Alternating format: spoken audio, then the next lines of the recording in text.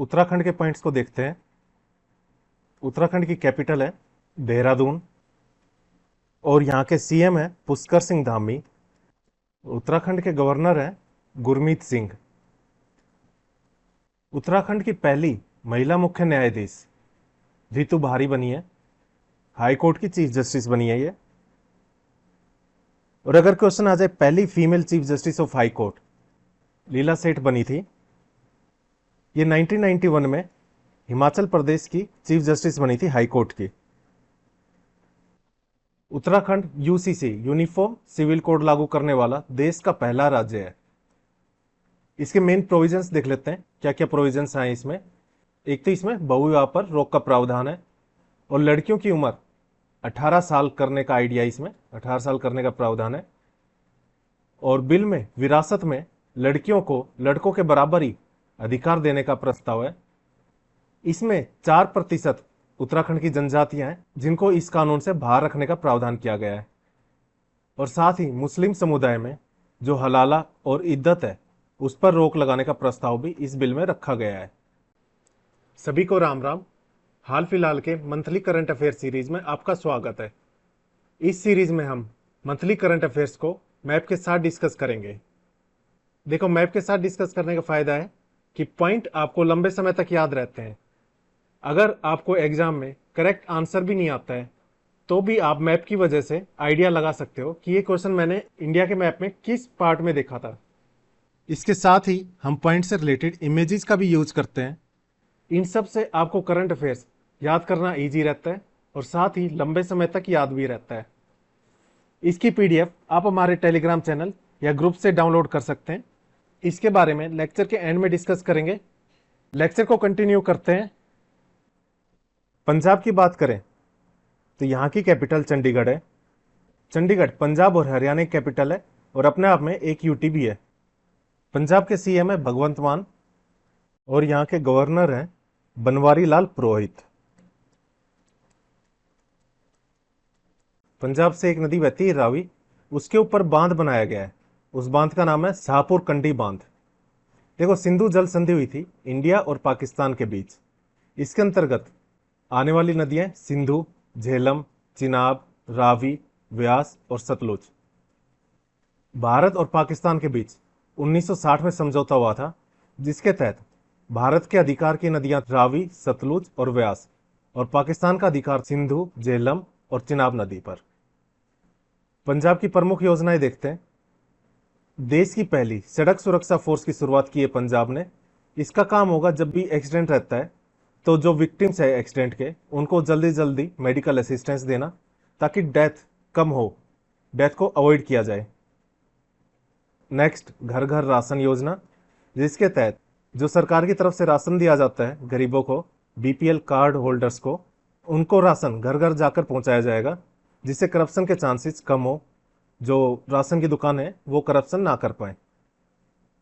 Next, माई भागो विद्या योजना। इसके तहत 9th से लेकर 12th क्लास तक की जो लड़कियां हैं, जो गर्ल स्टूडेंट हैं, उनको साइकिल दी जाएगी ताकि उनको स्कूल तक पहुंचने में आसानी हो।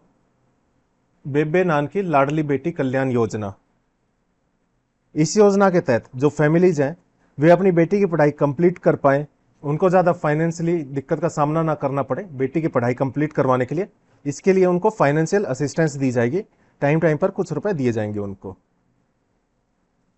दिल्ली की बात करें तो यहाँ के सीएम अरविंद केजरीवाल हैं और एलजी है यहाँ के VK Saxena. 9th Raisena dialogue 2024 का दिल्ली में हुआ था। रायसेना से ही आप समझ सकते हो रायसेना हिल्स दिल्ली में ही है। ये 21 से 23 फरवरी 2024 तक नई दिल्ली में किया गया था और इसके आयोजन करता है एक तो विदेश मंत्रालय और ऑब्जर्वेटरी रिसर्च फाउंडेशन। इस बार की थीम थी Chaturanga, conflict, contest, cooperate, create. चतुरंग संघर्ष, प्रतियोगिता, सहयोग, निर्माण। सिंगापुर में संग्रीला डायलॉग होता है, उसी से रायसेना डायलॉग की प्रेरणा मिली है। रायसेना डायलॉग में जियो पॉलिटिकल और जियो इकोनॉमिक्स पर डिस्कशन होता है। राजस्थान की बात करें तो यहाँ की कैपिटल जयपुर है और यहाँ के सीएम है भजन लाल शर्मा। यहाँ के गवर्नर हैं कलराज मिश्र। प्रधानमंत्री नरेंद्र मोदी जी ने बरसिंगसर सौर ऊर्जा संयंत्र का शिलान्यास किया था। राजस्थान में ये सौर ऊर्जा संयंत्र बनाया जा रहा है। एमपी की बात करें तो यहाँ की कैपिटल भोपाल है। देखो, कैपिटल, सीएम और गवर्नर ये आपको याद होने चाहिए, क्योंकि कई बार डायरेक्ट क्वेश्चन आता है और काफी इजी क्वेश्चन होता है। इसलिए जब भी हम करंट अफेयर करवाएंगे मैप के थ्रू, तो साथ साथ ये भी रिवाइज करते रहेंगे।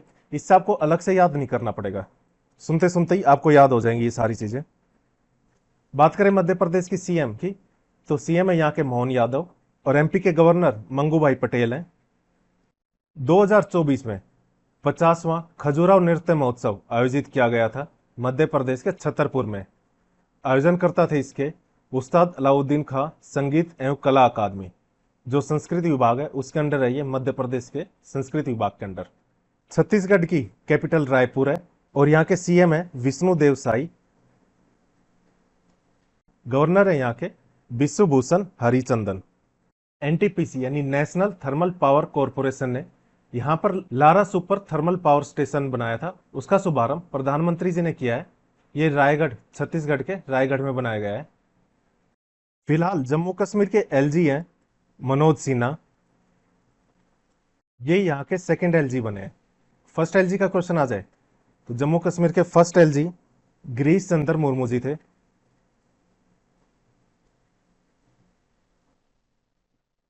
दुनिया के सबसे ऊंचे रेलवे पुल का निर्माण चिनाब नदी पर किया गया है। जम्मू कश्मीर में इस रेलवे पुल का निर्माण किया गया है।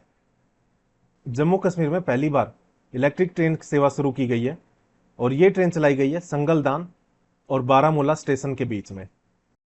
जम्मू कश्मीर में दो कैपिटल है, एक तो श्रीनगर जो यहाँ की समर कैपिटल है। ये मई से अक्टूबर तक जम्मू कश्मीर की कैपिटल श्रीनगर रहती है और सर्दियों में ये कैपिटल चेंज होकर जम्मू बन जाती है। विंटर कैपिटल भी कहते हैं इसको, जो नवंबर से अप्रैल तक रहती है। अब लद्दाख की बात करें, लद्दाख की कैपिटल है लेह और यहाँ के एलजी हैं बीडी मिश्रा। ये भी यहाँ के सेकंड एलजी हैं। अगर पूछा जाए फर्स्ट एलजी कौन थे तो वो आर के माथुर थे। भारत की पहली स्नो लेपर्ड रिपोर्ट आई है जिसके अनुसार लद्दाख में सबसे ज्यादा स्नो लेपर्ड है। स्नो लेपर्ड मतलब हिम तेंदुआ। भारत में एक बात की जाए तो टोटल हिम तेंदुओं की संख्या स्नो लेपर्ड 718 है, जिसमें से 477 सिर्फ लद्दाख में ही है। ये IUCN की रेड लिस्ट में शामिल है। हिम तेंदुआ किस देश का नेशनल एनिमल है यह आपको बताना है। जनवरी करंट अफेयर में डिस्कस किया है ये। दोस्त मोचे महोत्सव प्रमुख त्योहार, लद्दाख का प्रमुख त्योहार है ये। चंडीगढ़ की बात की जाए तो ये एक यूटी भी है और साथ ही पंजाब और हरियाणा दोनों स्टेट की कैपिटल भी है। यूटी है तो यहां पर एलजी भी होंगे। यहाँ के एलजी हैं बनवारी लाल पुरोहित। बनवारी लाल पुरोहित चंडीगढ़ के एलजी के साथ साथ पंजाब के गवर्नर भी हैं। यहां पर 11वां अंतर्राष्ट्रीय कठपुतली महोत्सव मनाया गया है। अब हरियाणा स्टेट को देखते हैं। यहाँ के सीएम नायब सिंह सैनी हैं और गवर्नर यहाँ के बंडारू दत्तात्रेय हैं।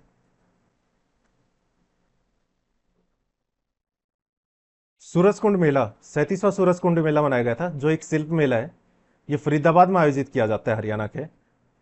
इस बार के इस मेले के थीम स्टेट था गुजरात और पार्टनर कंट्री तंजानिया था।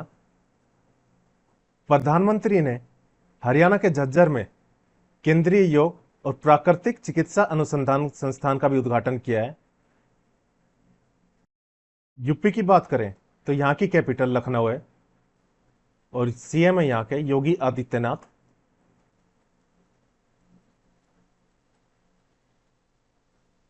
यूपी की गवर्नर आनंदीबेन पटेल हैं। प्रधानमंत्री नरेंद्र मोदी जी ने श्री कल्की धाम मंदिर का शिलान्यास किया है। ये उत्तर प्रदेश के संभल में है। संभल याद रहे ना रहे, पर आपको याद होना चाहिए उत्तर प्रदेश में श्री कल्की धाम मंदिर का शिलान्यास किया गया है। प्रधानमंत्री नरेंद्र मोदी ने उत्तर प्रदेश के किस जिले में संत रविदास की प्रतिमा का अनावरण किया? वाराणसी में किया है। रविदास को रैदास के नाम से भी जाना जाता है। जो मध्यकाल में भक्ति आंदोलन था उसके एक संत थे रैदास या रविदास।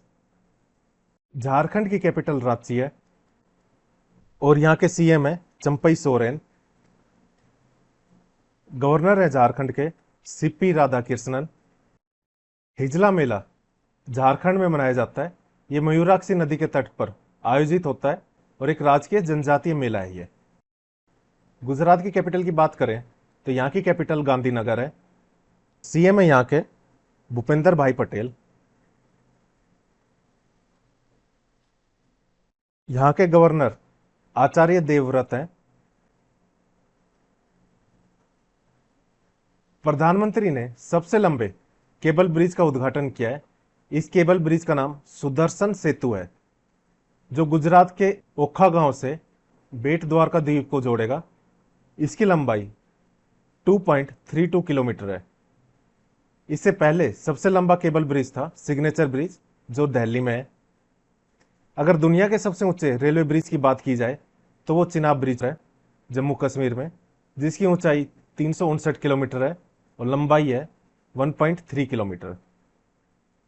देश का सबसे लंबा समुद्री पुल अटल सेतु है महाराष्ट्र का, जिसकी लंबाई 21.8 किलोमीटर है, जो मुंबई के सेवरी और रायगढ़ जिले के नावा सेवा क्षेत्र को जोड़ता है। और भारत का सबसे लंबा समुद्री पुल भूपेन हजारिका सेतु है। ये लोहित नदी पर है, जो ब्रह्मपुत्र की सहायक नदी है। बेसिकली ये असम में ही है और इसकी लंबाई है 9.15 किलोमीटर। ये असम और अरुणाचल प्रदेश के बीच की कनेक्टिविटी को बढ़ाता है। उड़ीसा की बात की जाए तो यहाँ की कैपिटल भुवनेश्वर है। इलेक्शन के बाद जून 2024 में उड़ीसा के नए सीएम बने हैं, जिनका नाम है मोहन चरण मांझी। इससे पहले यहाँ के सीएम नवीन पटनायक थे। रघुवर दास यहाँ के गवर्नर हैं। प्रधानमंत्री नरेंद्र मोदी ने तालाबीरा थर्मल प्रोजेक्ट की आधारशिला रखी है। यह प्रोजेक्ट ओडिशा में है। गुप्तेश्वर वन को जैव विविधता विरासत स्थल घोषित किया गया है। गुप्तेश्वर वन उड़ीसा में है। जैव विविधता विरासत यानी biodiversity heritage site. Biodiversity heritage site उस जगह को बनाते हैं जहां पर वनस्पतियों और जीवों की विविधता मौजूद रहती है, मतलब फ्लोरा और फोना की डाइवर्सिटी रहती है। इंडिया की बात करें तो टोटल 45 बायोडाइवर्सिटी हेरिटेज साइट्स हैं। और सबसे पहला BHS बायोडाइवर्सिटी हेरिटेज साइट या जैव विविधता विरासत स्थल कर्नाटक के बेंगलुरु में नल्लूर इमली ग्रोव को बनाया गया था। तेलंगाना की कैपिटल हैदराबाद है और यहाँ के सीएम है रेवंत रेड्डी और गवर्नर है तेलंगाना के सीपी राधाकृष्णन। तेलंगाना में एक गांव है मुदी माणिक्यम गांव। इसके नदी के तट पर प्राचीन बादामी चालुक्य वंश इनके मंदिरों की खोज की गई है। ये नदी है कृष्णा नदी। इस नदी के तट पर इन मंदिरों की खोज हमारे जो पुरातत्व वैज्ञानिक हैं डॉक्टर MS श्रीनिवासन और S अशोक कुमार, इनकी टीम ने की है। बादामी चालुक्य वंश के संस्थापक थे पुलकेशिन वन, पुलकेशिन प्रथम। यहाँ की राजधानी थी बादामी या फिर इसको वातापी भी बोलते हैं। समक्का सरलम्मा जतारा या मेदाराम जतारा उत्सव ये तेलंगाना में मनाया जाता है। ये एशिया का सबसे बड़ा जनजातीय महोत्सव है, जो तेलंगाना की दूसरी सबसे बड़ी जनजातीय कोया जनजातीय समुदाय कोया है। इसके द्वारा 4 दिनों तक मनाया जाता है। तेलंगाना में मध्य पाषाण काल के शैल चित्रों की खोज की गई। इसकी खोज तेलंगाना के पेदापल्ली जिले के सीतामा लोडी में की गई है और डॉक्टर रविंदर रेड्डी और डॉक्टर मुरलीधर रेड्डी ने इन शैल चित्रों की खोज की है। तमिलनाडु की बात करें तो यहाँ की कैपिटल चेन्नई है और यहाँ के सीएम है MK स्टालिन। यहाँ के गवर्नर RN रवि हैं। कराईवेट्टी पक्षी अभयारण्य और लोंगवुड सोला रिजर्व फॉरेस्ट है, इनको रामसर साइट घोषित किया गया है। ये दोनों तमिलनाडु में है। ईरान में है रामसर सिटी। यहाँ पर कन्वेंशन हुई थी जिसे रामसर कन्वेंशन कहा गया था। इस कन्वेंशन में ट्रीटी साइन हुई थी, इंटर गवर्नमेंटल ट्रीटी, मतलब अलग अलग देशों ने आपस में ट्रीटी साइन की थी। और जिन वेटलैंड्स यानी आर्द्र भूमि जिनकी इंटरनेशनल इंपोर्टेंस है उन्हें रामसर साइट डिक्लेयर कर देते हैं। इनको प्रिजर्व करने के लिए, वेटलैंड्स आर्द्रभूमि को प्रिजर्व करने के लिए 2 फरवरी को वर्ल्ड वेटलैंड डे या विश्व आर्द्रभूमि दिवस भी मनाया जाता है। इस बार की थीम यानी 2024 की थीम थी wetlands and human wellbeing. Tamil Nadu सरकार ने 18वें वन्यजीव अभयारण्य की घोषणा की है, जिसका नाम है थानथाई पेरियार वन्यजीव अभयारण्य। 6th खेलो इंडिया यूथ गेम्स 2023 का आयोजन तमिलनाडु में किया गया था। इस खेल में 2 कैटेगरीज रहती हैं, अंडर 17 जो स्कूल लेवल के स्टूडेंट्स के लिए होती है और अंडर 21 जो कॉलेज लेवल स्टूडेंट्स के लिए रहती है। खेलो इंडिया यूथ गेम्स 2023 का आयोजन 2024 में किया गया था, जिसका शुभंकर वीरमंगई वेलु नचियार थी। ये शुभंकर या मस्केट भी बोलते हैं शुभंकर को, बहादुर महिला का प्रतीक था ये शुभंकर। कुल खेल 26 थे, जिसमें से नया खेल स्क्वैश शामिल किया गया था इस बार। इसके साथ ही तमिलनाडु का एक ट्रेडिशनल स्पोर्ट है सिलंबम, इसको as a demo sports introduce किया गया था। इस बार सबसे ज्यादा मेडल यानी पहले स्थान पर रहा है महाराष्ट्र, दूसरे पर तमिलनाडु और थर्ड पर हरियाणा। महाराष्ट्र की बात की जाए तो यहाँ की कैपिटल मुंबई है और यहाँ के सीएम हैं एकनाथ शिंदे। यहाँ के गवर्नर रमेश बैस हैं। प्रधानमंत्री मोदी जी ने निसर्ग ग्राम नामक राष्ट्रीय प्राकृतिक चिकित्सा संस्थान का उद्घाटन किया पुणे महाराष्ट्र में। राष्ट्रीय प्राकृतिक चिकित्सा संस्थान, क्वेश्चन में इसकी बजाय NIN भी आ सकता है, जिसका मतलब होता है national institute of naturopathy. Maharashtra के पूर्व मुख्यमंत्री थे मनोहर जोशी, उनका निधन हो गया है। कर्नाटक की कैपिटल बेंगलुरु है। यहाँ के सीएम है सिद्धारमैया और गवर्नर है यहाँ के थावरचंद गहलोत। मगादी करे कंजर्वेशन रिजर्व और अंकर समुद्र पक्षी संरक्षण रिजर्व, इसके साथ ही अग्नासिनी मुआना को रामसर साइट घोषित किया गया है। ये सभी कर्नाटक में है। भारत में बात की जाए कुल रामसर साइट्स की तो 80 रामसर साइट्स हैं, 80। केरला की कैपिटल तिरुवनंतपुरम है। यहाँ के सीएम पिनाराई विजयन है और गवर्नर है यहाँ के आरिफ मोहम्मद खान। फरवरी 2024 में अट्टुकल पोंगला उत्सव का आयोजन किया गया था। इसका आयोजन केरल में किया जाता है। ये पर्व बुराई पर अच्छाई की जीत का पर्व है और ये साथ ही नारी शक्ति की पूजा के तौर पर भी आयोजित किया जाता है। ये उत्सव गिनीज वर्ल्ड रिकॉर्ड्स में भी शामिल है। 2009 में सबसे अधिक महिला श्रद्धालुओं के इकट्ठे होने के कारण, एकत्रित होने के कारण इस पर्व में ये record Guinness book of world records में दर्ज हुआ था। एक ही दिन में वीमेन की लार्जेस्ट गैदरिंग हुई थी, इसी कारण Guinness book of world records में दर्ज हुआ था। सिक्किम की बात करें तो यहाँ की कैपिटल गंगटोक है और यहाँ के सीएम प्रेम सिंह तमांग है। यहाँ के गवर्नर हैं लक्ष्मण प्रसाद आचार्य।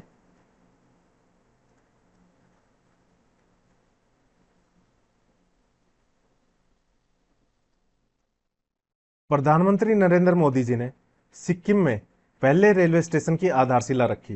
ये सिक्किम के रंगपो में रखी है। इसका उद्देश्य स्थानीय लोगों को और जो यात्रा करते हैं लोगों के लिए ट्रैवल करना इजी बनाना। ये एक टाइप से बॉर्डर इंफ्रास्ट्रक्चर का भी काम करेगा, जो भारत की सैन्य स्थिति है चीन सीमा पर उसको मजबूती प्रदान करेगा। असम की कैपिटल दिसपुर है और यहाँ के सीएम है हेमंत बिस्व शर्मा। यहाँ के गवर्नर गुलाब चंद कटारिया हैं। प्रधानमंत्री नरेंद्र मोदी जी ने PM development initiative for northern east region PM divine योजना के तहत मां कामख्या एक्सेस कॉरिडोर की आधारशिला रखी है। मां कामख्या मंदिर है जो असम के गुवाहाटी के नीलाचल पहाड़ियों में स्थित है। पूर्वोत्तर भारत का, नॉर्थ ईस्टर्न भारत का पहला प्राकृतिक चिकित्सालय असम में खोला गया है, जिसका नाम है central research institute of yoga and naturopathy.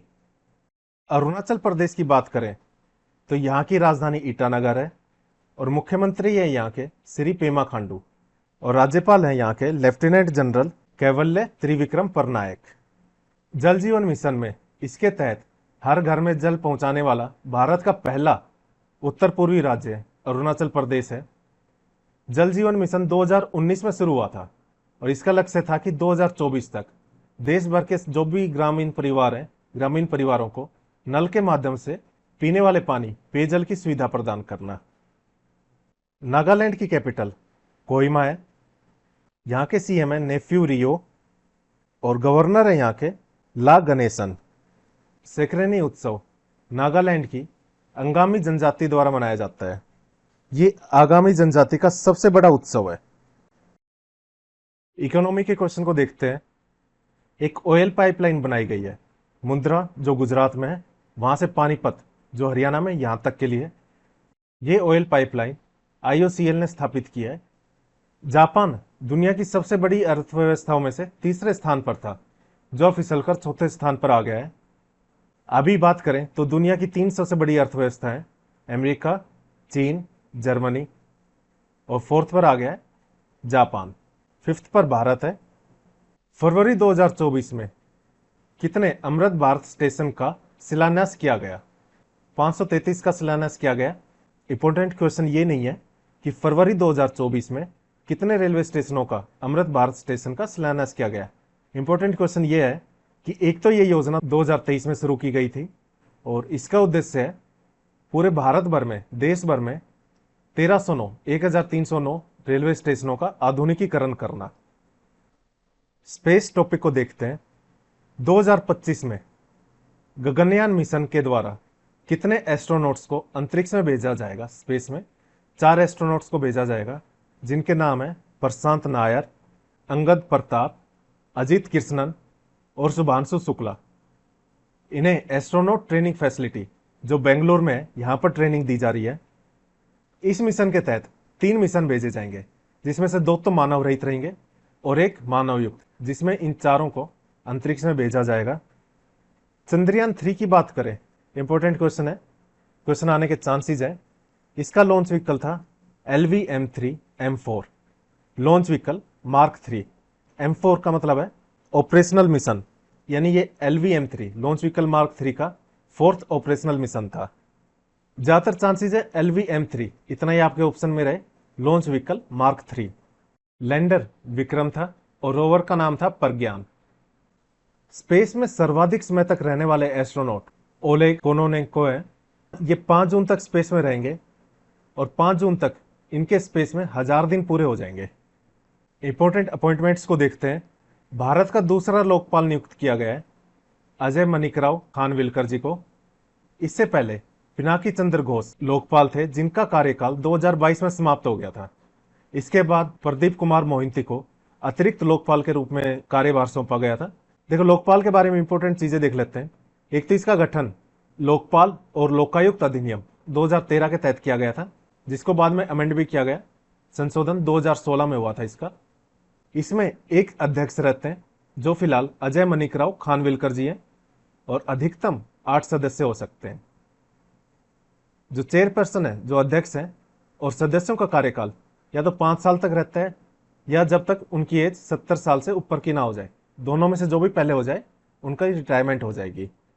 इनकी नियुक्ति की सिफारिश एक चयन समिति बनाई है, वो करती है। ये सिफारिश राष्ट्रपति को भेजते हैं और राष्ट्रपति इनकी नियुक्ति करता है। चयन समिति में प्रधानमंत्री तो अध्यक्ष होते हैं, इनके अलावा लोकसभा अध्यक्ष होते हैं चयन समिति में, और लोकसभा में विपक्ष के नेता होते हैं।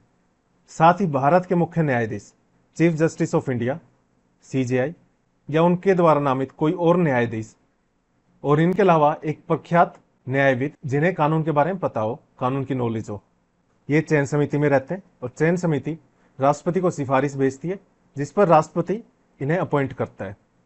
Try telecom regulatory authority of India, इनके अध्यक्ष चेयरमैन अनिल कुमार लोहाली हैं। ट्राई का काम जो भी दूरसंचार सेवाएं हैं, जैसे आपका मोबाइल हो गया, टेलीफोन या जो भी इंटरनेट हो गया, उनका विकास करना, सेवाओं को बेहतर बनाना, जिससे कस्टमर का शोषण ना हो, उनको बेहतर सर्विस मिले। IRCTC के चेयरमैन और MD हैं संजय कुमार जैन। इंडियन आर्मी के vice chief lieutenant general Upendra Dwivedi हैं। और अगर चीफ ऑफ आर्मी स्टाफ की बात की जाए, जनरल मनोज पांडे जी है। भारत का सबसे बड़ा थिएटर फेस्टिवल का नाम भारत रंग महोत्सव है, जिसका आयोजन करते हैं राष्ट्रीय नाट्य विद्यालय जो न्यू दिल्ली में है। इसको एनएसडी के नाम से भी जाना जाता है, national school of drama. Bharat रंग महोत्सव साल में एक बार आता है और ये राष्ट्रीय थिएटर महोत्सव है। ऑस्ट्रेलियन ओपन हुआ था। क्वेश्चन है वहां पर जो ग्रैंड स्लैम जीता है, टेनिस प्रतियोगिता जीतने वाले सबसे उम्रदराज खिलाड़ी बने रोहन बोपन्ना।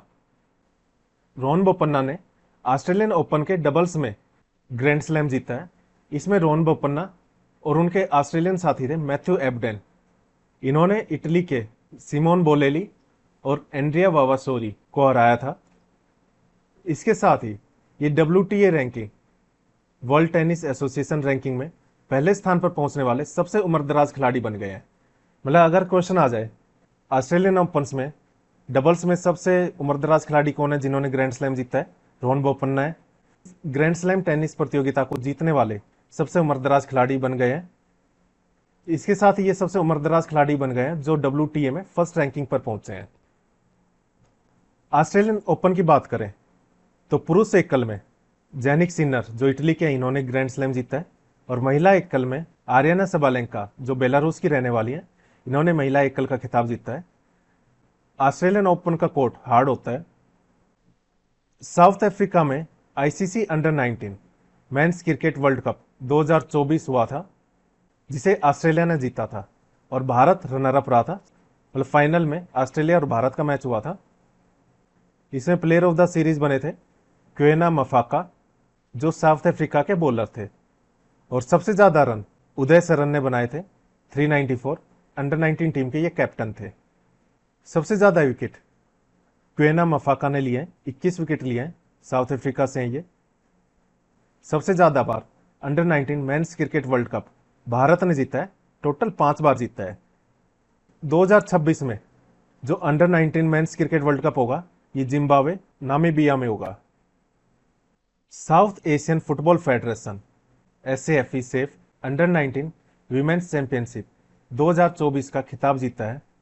भारत और बांग्लादेश ने संयुक्त रूप से जीता है। आपको पता होना चाहिए सेफ क्या है। फुटबॉल प्रतियोगिता है जो साउथ एशिया के देशों के बीच होती है। विश्व तीरंदाजी द्वारा world archery breakthrough archer 2023 का पुरस्कार आदिति गोपीचंद को दिया गया है। आदिति गोपीचंद की अन्य उपलब्धियां देखते हैं।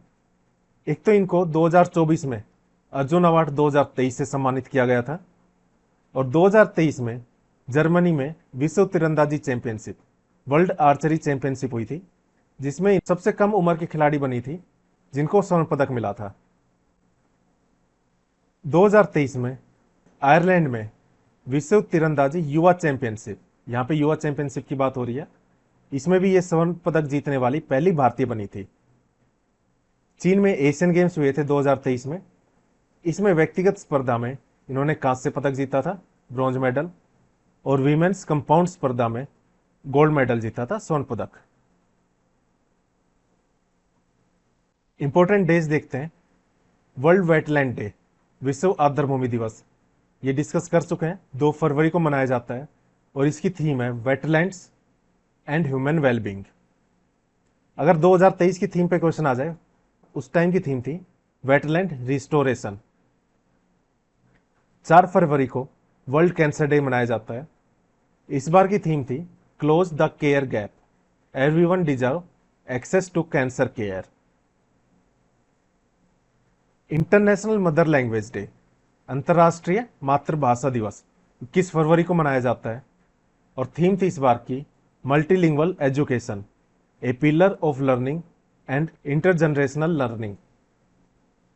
नेशनल साइंस डे, राष्ट्रीय विज्ञान दिवस, 28 फरवरी को मनाया जाता है, और इस बार की थीम थी इंडिजिनस टेक्नोलॉजीज फॉर विकसित भारत, मतलब विकसित भारत के लिए स्वदेशी तकनीक। रमन इफेक्ट की खोज हुई थी, इसके उपलक्ष्य में हर साल 28 फरवरी को नेशनल साइंस डे मनाया जाता है। और रमन इफेक्ट CV रमन ने खोज की थी इसकी, जिसके लिए इनको 1930 में नोबेल प्राइज ही मिला था। अवार्ड्स को कवर करते हैं। महाराष्ट्र का स्टेट का हाईएस्ट अवार्ड है महाराष्ट्र भूषण। एक बार फिर से कैपिटल, सीएम और गवर्नर को देख लेते हैं। महाराष्ट्र की कैपिटल मुंबई है और यहाँ के सीएम है एकनाथ शिंदे। गवर्नर है यहाँ के रमेश बैस। महाराष्ट्र भूषण 2023 से सम्मानित किया गया था अशोक सराफ को। इनको मराठी और हिंदी सिनेमा में इनके योगदान के लिए, उत्कृष्ट योगदान के लिए सम्मानित किया गया था।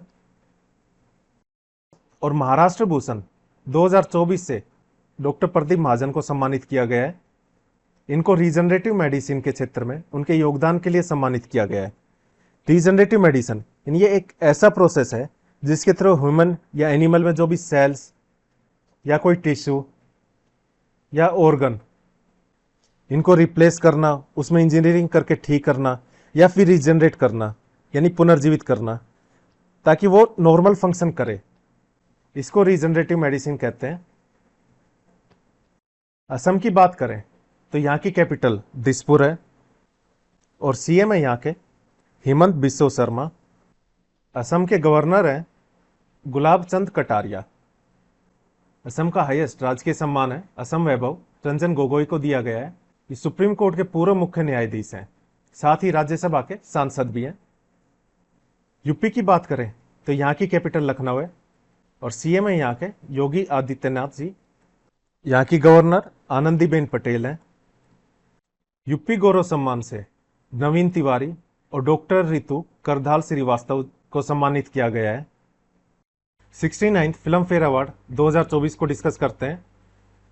यह अवार्ड गुजरात के गांधीनगर में हुआ था।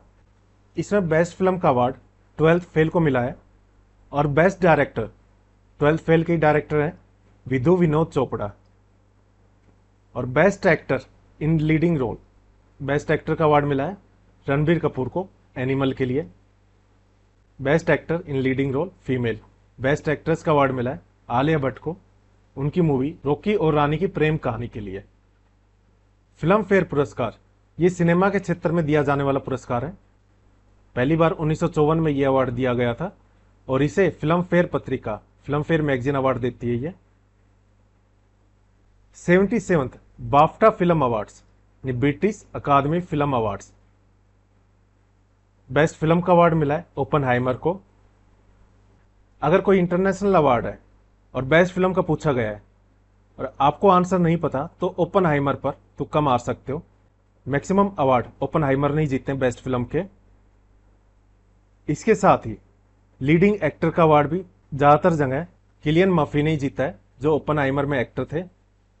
लीडिंग एक्ट्रेस बाफ्टा में एमा स्टोन ने अवार्ड जीता है पुअर थिंग्स मूवी के लिए। और आउटस्टैंडिंग ब्रिटिश फिल्म का award the zone of interest ने जीता है। Dada Saheb Phalke international film festival award 2024 दिया गया था। इसमें फिल्म ऑफ द ईयर सालार को दिया गया है। बेस्ट फिल्म जवान और बेस्ट फिल्म अगर क्रिटिक्स की बात करें तो 12th फेल ने यह अवार्ड जीता है। Best international feature film Oppenheimer ने अवार्ड जीता है। और best short film good morning ने Dada Saheb Phalke international film festival award जीता है। बेस्ट डायरेक्टर का अवार्ड जीता है संदीप रेड्डी वांगा ने जो एनिमल के डायरेक्टर थे। और बेस्ट एक्टर का अवार्ड शाहरुख खान ने जीता है अपनी फिल्म जवान के लिए। बेस्ट एक्ट्रेस का अवार्ड रानी मुखर्जी ने मिसिज चटर्जी वर्सेस नॉर्वे में अपनी भूमिका के लिए जीता है। 58वां ज्ञानपीठ अवार्ड संस्कृत भाषा के लिए जगत गुरु राम भद्राचार्य जी ने जीता है। और उर्दू भाषा के लिए उर्दू कवि हैं गुलजार, उन्होंने ये अवार्ड जीता है। ज्ञानपीठ अवार्ड ये भारतीय साहित्य का सर्वोच्च अवार्ड है। फ्रांस का सर्वोच्च नागरिक सम्मान है सेवेलियर डे ला लेगियन डी ऑनर। इससे सम्मानित किया गया था डॉक्टर शशि थरूर को। इनको ये अवार्ड भारत फ्रांस के संबंधों को बढ़ाने, उनको गहरा करने, साथ ही अंतर्राष्ट्रीय शांति और सहयोग के लिए जो उन्होंने कार्य किए हैं उनके लिए दिया गया है। वैज्ञानिक अनुसंधान के लिए अवार्ड दिया जाता है जीडी बिड़ला पुरस्कार। ये 33वां जीडी बिड़ला अवार्ड दिया गया है आदिति सेन डे को।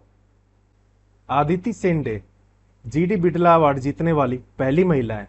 इन्होंने ये award quantum information and computation research के क्षेत्र में जो इन्होंने काम किया है, जो योगदान दिया है, इसके लिए मिला है 66वां Grammy award 2023-24। Album of the year चुना गया है मिडनाइट्स को, जिसे टेलर स्विफ्ट ने बनाया है। और records of the year flowers को मिली साइरस के द्वारा बनाया गया है ये। और song of the year what was I made for, Billie Eilish ने ये सॉन्ग गाया है। और best new artist Victoria Monet. Best global music album की बात करें, दिस मोमेंट को चुना गया है, जिसे शंकर महादेवन और जाकिर हुसैन का बैंड है शक्ति बैंड, इसके द्वारा ये एल्बम बनाई गई है।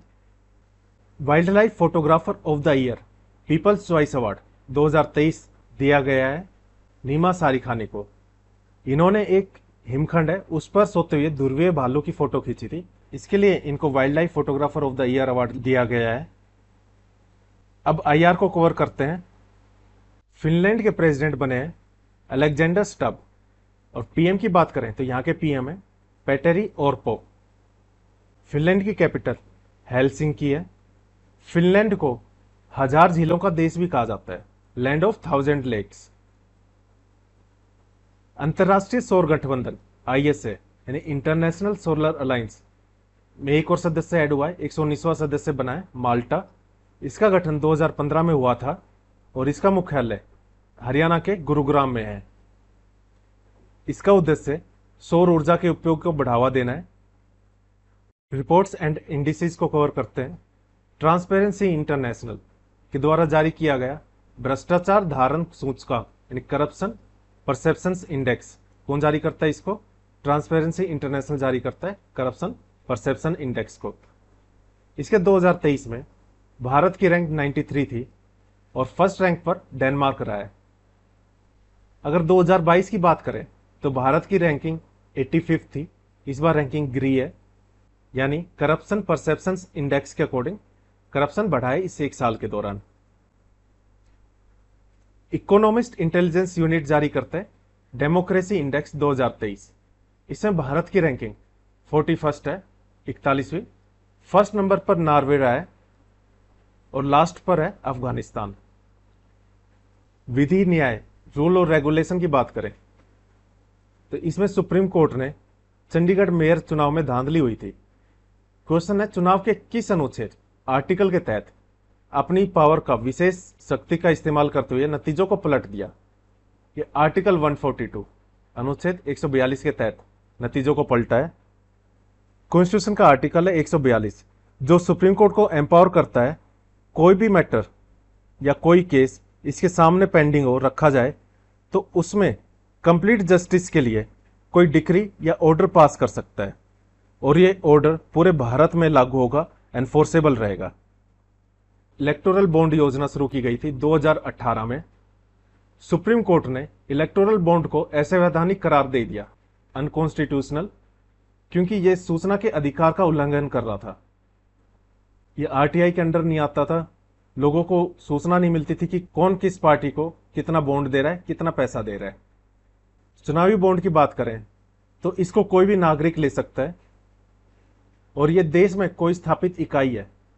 किसी एक बैंक को, जैसे इस केस में एसबीआई था, सिर्फ इस बैंक के थ्रू ही ये बॉन्ड खरीदा जा सकता था, जिसे कोई अकेला व्यक्ति खरीद सकता है या फिर कई ग्रुप में भी मिलकर एक बॉन्ड खरीद सकते हैं।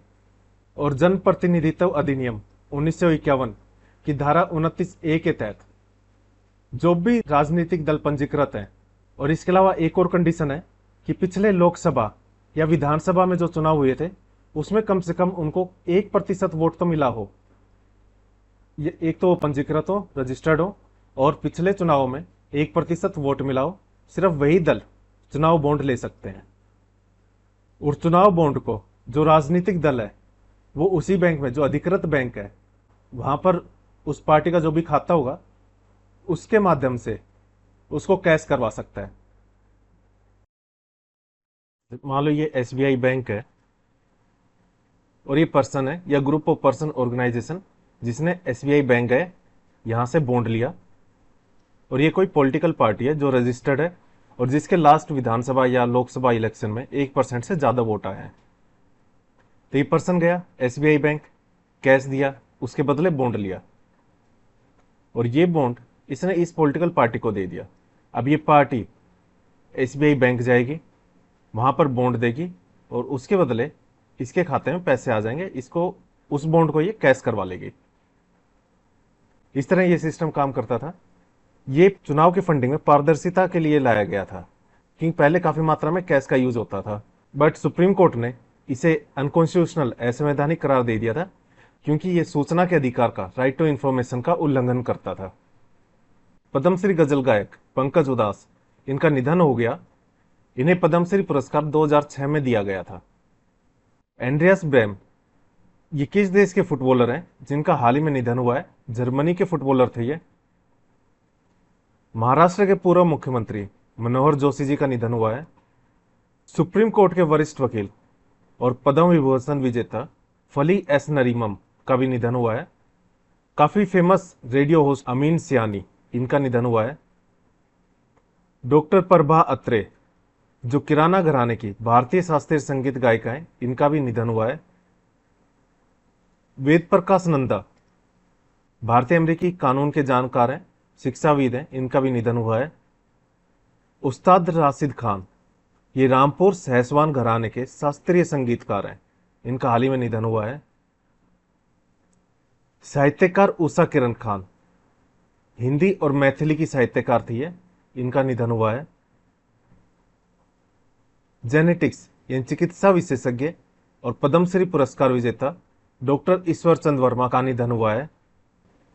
केन्या के केल्विन किप्टम, ये विश्व मैराथन रिकॉर्ड धारक हैं, इनका निधन हो गया है। अगर मैराथन की कुल लंबाई की बात करें 42.195 किलोमीटर होती है एक मैराथन रेस की लंबाई। इस लेक्चर में इतना ही। मंथली करंट अफेयर्स हम 2 पार्ट में कंप्लीट करवाएंगे। पहले पार्ट में हम करंट अफेयर के उन पॉइंट्स को डिस्कस करेंगे जो मैप्स में स्टेट वाइज अरेंज किए हैं, और सेकंड पार्ट में जो पॉइंट स्टेट वाइज एडजस्ट नहीं किए हैं उन पॉइंट्स को टॉपिक वाइज कवर करेंगे, और जहां पर मैप की जरूरत होगी वहां पर मैप का यूज करेंगे। अगर आपको इसकी पीडीएफ चाहिए तो वो आपको हमारे टेलीग्राम चैनल और ग्रुप पर मिल जाएगी, लिंक डिस्क्रिप्शन बॉक्स में गिवन है, या आप सिंपल भी सर्च कर सकते हैं जैसा स्क्रीन पर दिखाई दे रहा है। आप सिंपल हाल फिलहाल के नाम से भी सर्च कर सकते हैं टेलीग्राम पर। आप अपना कोई भी क्वेश्चन कमेंट बॉक्स में पूछ सकते हैं। लेक्चर अच्छा लगा हो तो लाइक, शेयर और सब्सक्राइब करें। Thank you. जय हिंद, जय भारत।